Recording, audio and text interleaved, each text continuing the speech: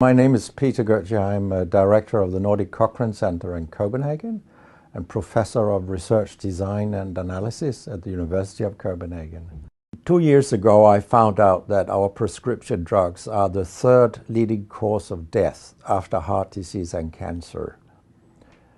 Our drugs kill around 200,000 people in America every year, and half of these people die while they do what their doctors told them. So they die because of the side effects. The other half die because of errors. And it's often the doctors that make the errors, because any drug may come with 20, 30 or 40 warnings, contraindications, precautions, and so on. No doctor in the world knows about all this. So they give patients drugs that they should not have given them, that interact dangerously with other drugs or food items or so on. And then the patients die. That's the other half. So the other thing I found out 2 years ago was that much of what the drug industry does fulfills the criteria for organized crime in US law. And they behave in many ways like the mafia does. They corrupt everyone they can corrupt. They have bought every type of person, even including ministers of health in some countries. So there is a huge amount of corruption. In my country, for example, Denmark, we are regarded as having very little corruption. But yet we have thousands of doctors on industry payroll, although we are just 20,000 doctors.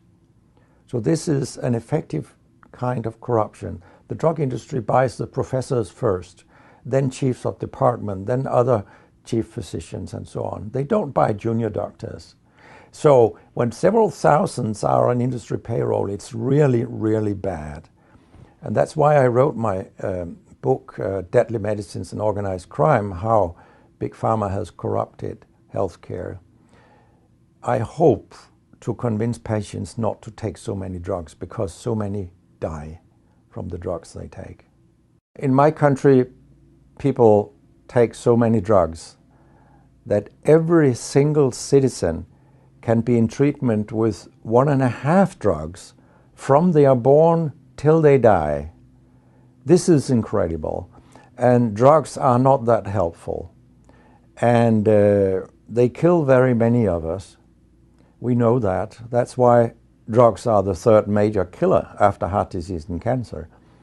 So what we need in the coming years is to take far fewer drugs than what we do currently.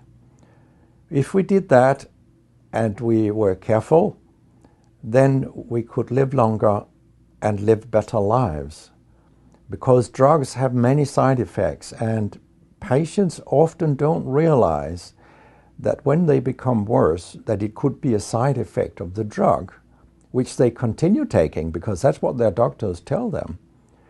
So when I was a specialist in internal medicine, what I very often did was that I stopped a lot of drugs, particularly in elderly people. And it's quite revealing to see a bedridden elderly person come into your ward.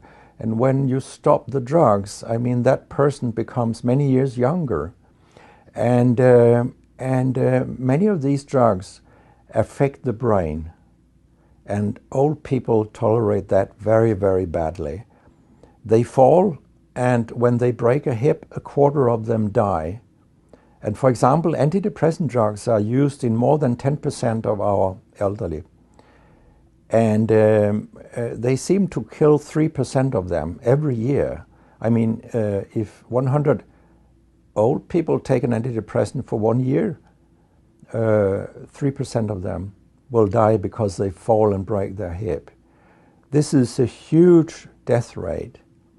So a lot of other drugs than antidepressants also make people fall and kill them. And they may affect your cognition, your memory, and all these things. And then they interact in ways that we know almost nothing about. Very many elderly, they take more than 5 drugs a day. And we actually don't know how these drugs interact with each other. What we do know is that all drugs have many effects in the body, and some of them interact also in their metabolism. so that you can get a too high concentration of a drug if you take other drugs simultaneously. So we make a lot of harms that we don't even recognize. I have a pretty colorful collection of things people have called me during all these years. And sometimes journalists have asked me, why do you always look up controversy? And my reply is, I don't. Controversy looks me up, because it's not popular to tell the truth in healthcare. You will get a lot of enemies, because a lot of people make money on false premises, doctors and industry alike. And our drug regulators and our